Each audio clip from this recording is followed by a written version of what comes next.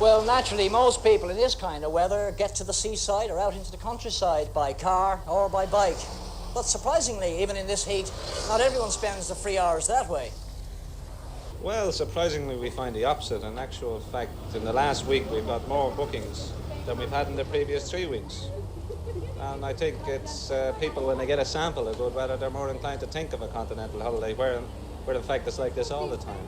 Well, of course, if you work from Monday to Friday, you can still at least look forward to the weekend, because according to the weathermen, the weather's going to hold good for several more days. But in the meantime, for most of us, back to the chores.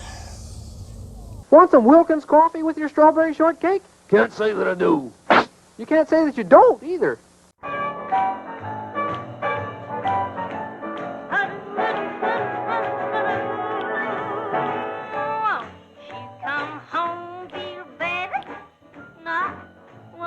Come on home. I'm up the whole night long. I do the cooking in the morning. I live in pay the rent. I don't hear a home.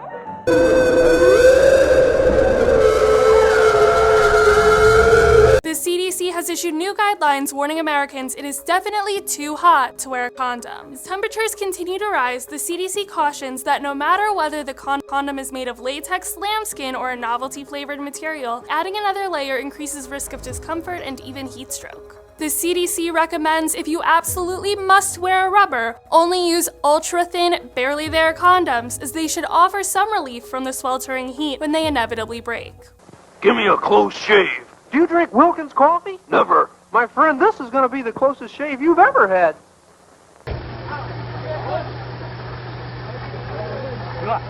ของคอหรือของใต้ขาครับโทรศัพท์ไม่เหยียบครับไม่เหยียบแป๊บมีเกี่ยวไหมคะโอ้ไหวค่อยปล่อยมานะปล่อยลงไปช่วยทุบห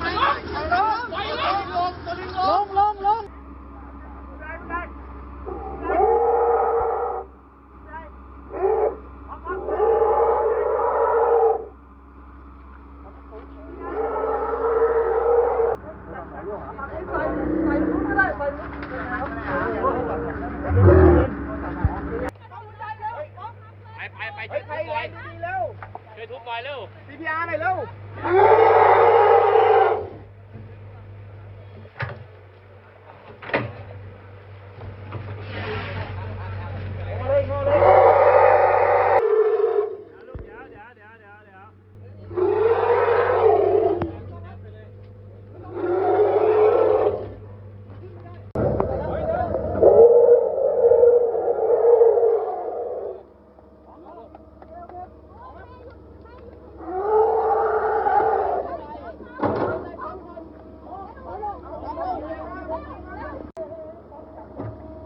ระวังหัวป๊อประวังหัวป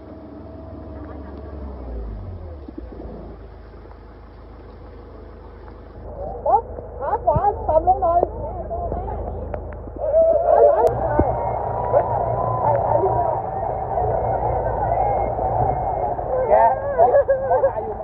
แกลูกวิ่งด้วยนะป๊อขอด้วยนะนี่หมอครับหมอโบ้ครับหมอโบ้ซื้อใหม่ไหม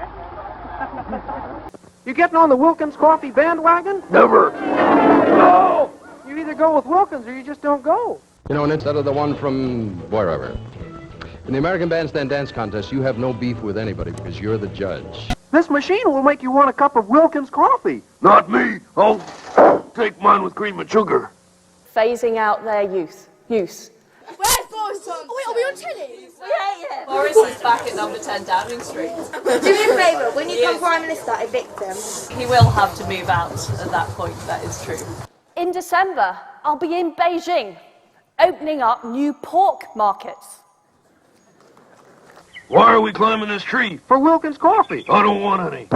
It's autumn and the nuts are beginning to fall. And is going on strike the only way to achieve this, or is there another form of action you could take? I could do trial by combat or something if you like, but I can't think of a way at the moment because we've been negotiating for 2 years But it would be interesting if me and Grant Shapps went head-to-head. We could see how we got on with that, if that's not too flippant. If you've got any other ideas about how I can pursue it, I'll happily take them up. Coffee break. Want a cup of Wilkins? Oh, thank you. Now all our workers drink Wilkins. Veganism is just extreme. It's narrow-minded, it's judgmental, What's it's extreme? self-satisfying. Look, if you and I were in a field drinking beetroot juice and somebody walked in and started sucking on the breasts of a cow, who's the maniac? It isn't just the human animal that has an interest in his life. It isn't just the human animal who feels a deep connection to his mother. It isn't just the human animal who would rather be loved than be alone, rather be free than be enslaved, rather live than be killed. Okay, beef requires 28 times more land than pork or chicken to produce. It is the single biggest driver of global deforestation. Compared to vegetables alone, it requires 160 times more land and produces 11 times more greenhouse gases. It's time to stop the production of beef. Quick response. Created a documentary called Land of Hope and Glory online, which talks all about what happens to animals in the UK. But let me respond, please. Okay.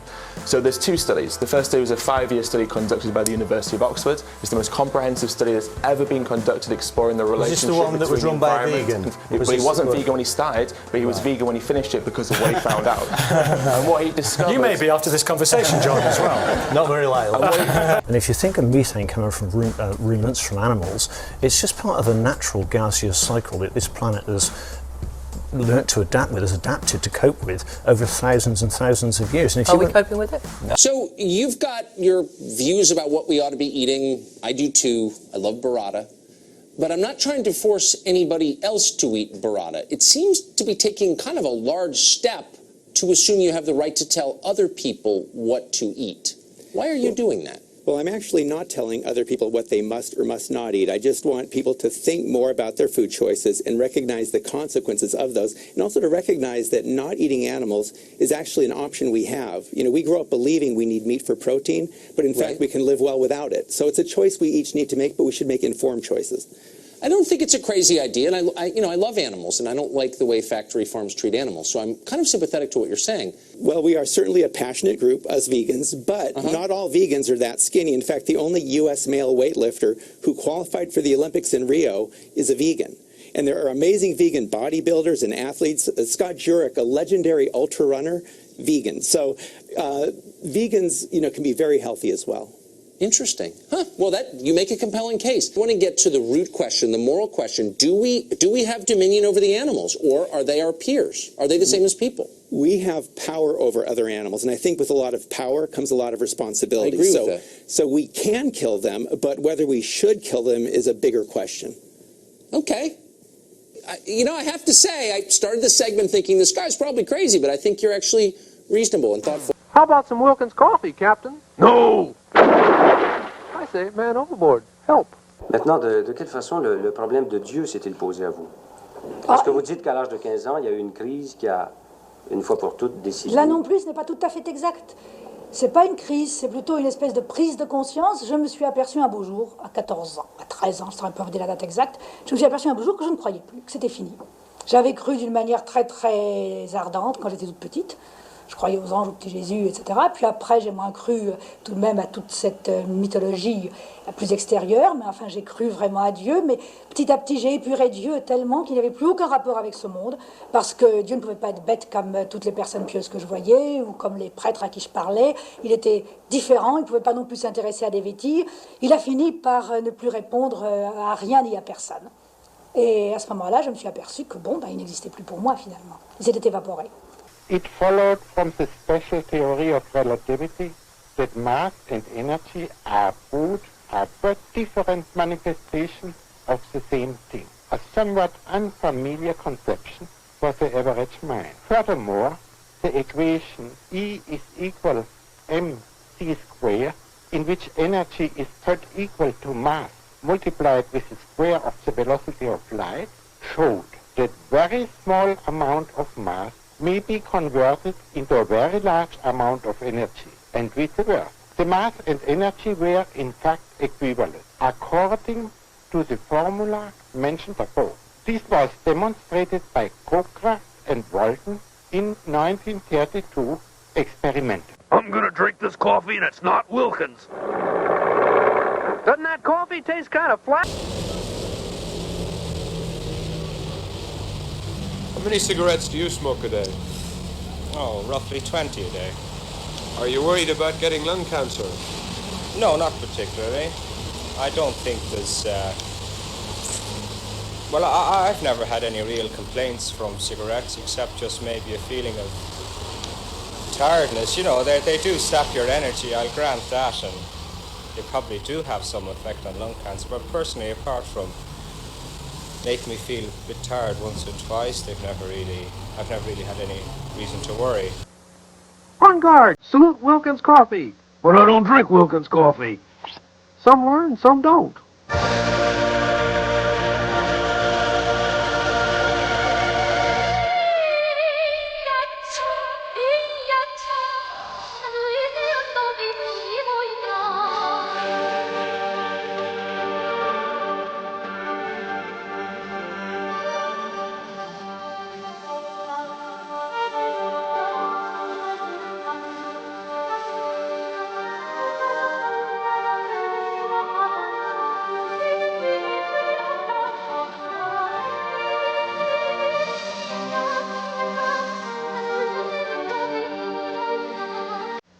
Any last request, like for a cup of Wilkins coffee? No. You don't drink Wilkins? No. How shocking.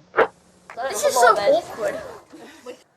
I, conference, rebelled. I saw them having wasted. We are growing wheat more competitively than the Canadian prairies. You can't persuade me to drink Wilkins instant coffee. Pretty please? Ouch, okay. Just a stab in the dark. We coordinated international allies to call out Ukraine.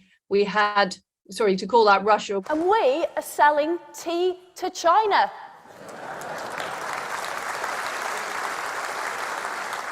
Yorkshire tea.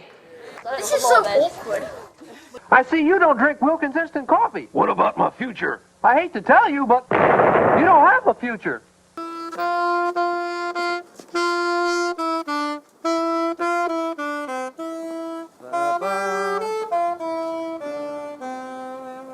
Give me some party line coffee. How about some Wilkins, comrade? That's capitalist coffee, you traitor. Send £2 to the back door. Many starter homes as we would have liked. How many did you build? I don't have the exact numbers for you. Well, it's easy to remember. It's 0.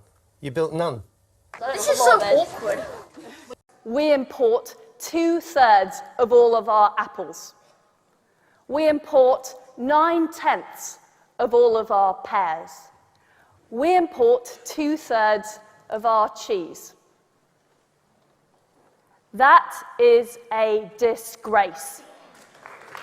I was at HMP Pentonville last week.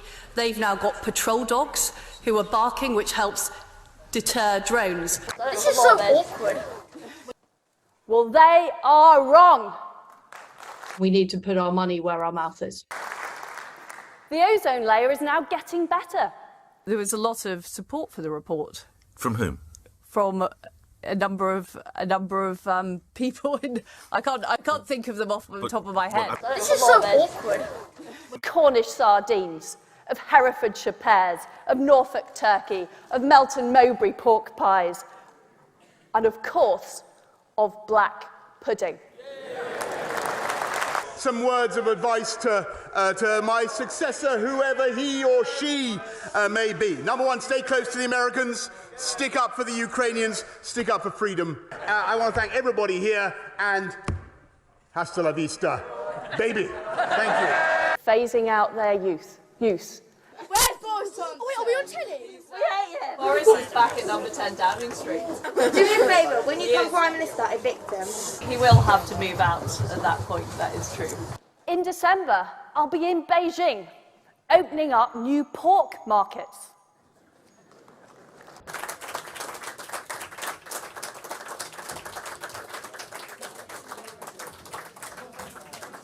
This is so awkward. This has been a Tiny Terry production 2022. Wolfie wishes you all well.